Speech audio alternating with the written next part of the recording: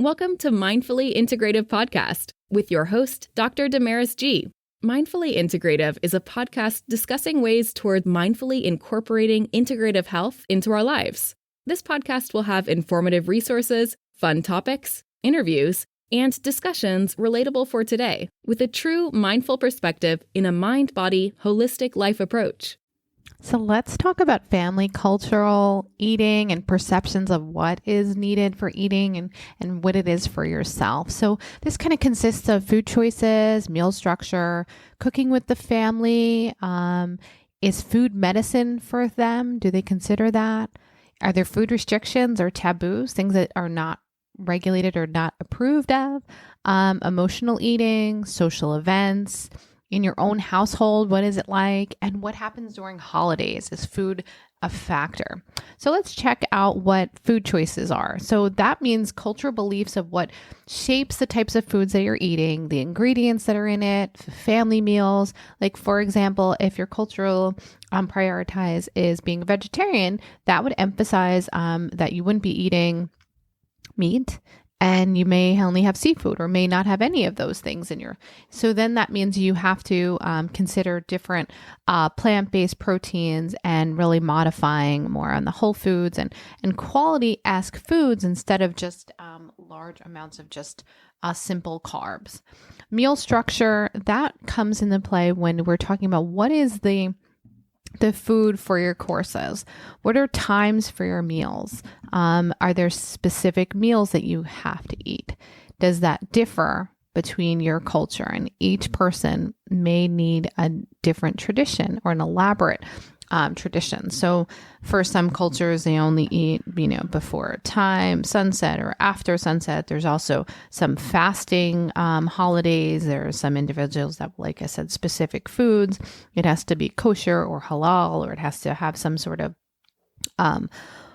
extra, specific ritual or setting. So in turn, that may also be factors in how we eat and how we choose our meals. So it's not that not all of that is bad or negative. It's just this all is response into the cultural and the behaviors of eating. And it is also associated with how we maintain and our cooking and food. So when we're talking about cooking as a family or cooking techniques or methods within the family, every culture is so different and every family is different, and they may have different spices or flavors and traditions. And this all influences additionally how you eat. Some families may not have been exposed to some spices or things, and they may just have more of a processed meals in their diet. Some may never been exposed to vegetables and only had fried foods in their diet. Some may have had excess, they may eat more than they usually do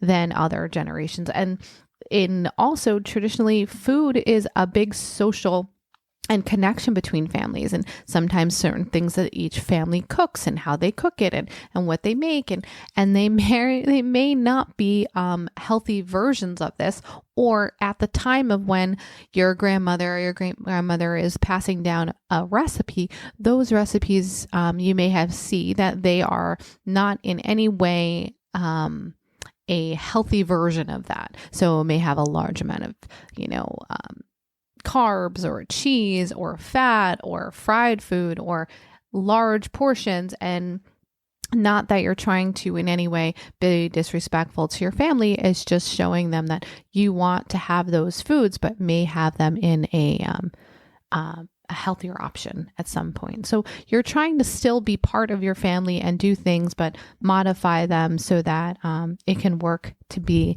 the healthiest version for you. So understanding when you're bonding with your family and you're with them, eating is a huge part, and you want to still keep that connection and keep the, autonomy of your eating habits, because sometimes it depends upon the, obviously the family dynamic of that you were brought up in. Some dynamics want you to eat more or to eat less. Are you eating together? Are you not eating? Are you part of the family? Is it a prominent part of the eating? Is it not part of your family dynamic? That depends. And so that is also going to affect the way you eat, overeat, or undereat, and your perception of food. So that is a factor. Now, in your culture and your family, is food medicine, or is it something for just a cultural consumption? So food as medicine is meaning that, do you believe that the food that you put into your body is a healing properties? Does it have specific needs to address your health concerns? That is not always considered in culture. It's more of, these foods are what we grew up with and this is what we eat. And that's okay. Just understand how maybe it could work for you in some manner, that you can modify the way that you're eating so that you can live the optimal self for you and your health. Now, food taboos are considered kind of like restrictions, and this is considered like a cultural belief for some. Maybe that might be someone doesn't eat meat, someone may not eat pork. They have certain times that they have restrictions during holidays. They have a cultural practice. They may only consume kosher foods, halal foods, of certain, family, food consumption. They may make a certain thing for them. So that is where that may come in. And in those restrictions, that can also cause behavioral or prohibit an individual to know what is the right foods to eat, even in their culture. And be mindful that you can still eat very well no matter what your culture is. And it's just learning, adapting, and really being okay with where you are, and having that discussion with your family to let them know that you're still going to include the family cultures into your overall diet and life. Now, social and emotional significance, this has to do with how you feel with your culture and how you're going to celebrate, and still making those life events important to you, and still showing love and care for your family when you're there, and not to be upset that, during the holiday times, Thanksgiving, there's a lot of consumption of food, let's say, or during the holiday times, there may be a lot of cookies made, or maybe that some family consumes alcohol. Maybe they do not. I'm not sure what that extra calories or extra things that may be available to that at those events, but how do you modify them as needed so that it works for you? Now that's different, right? So what can that mean by still showing love and still being a part of your family's dynamic?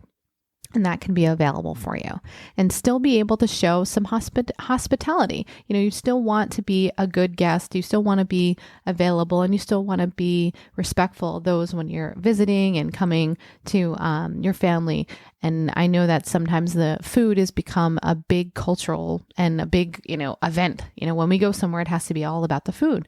Maybe change the perspective and think more about trying to connect more with your family instead of just worrying about what food we're going to eat, and have more conversations and more time, and being more mindful of your everyday things. Because those traditions and those holidays are still going to be there, and those wonderful dishes you may have are still associated, but you want to still modify as needed and still enjoy them, but everything in moderation. It shouldn't be overindulged.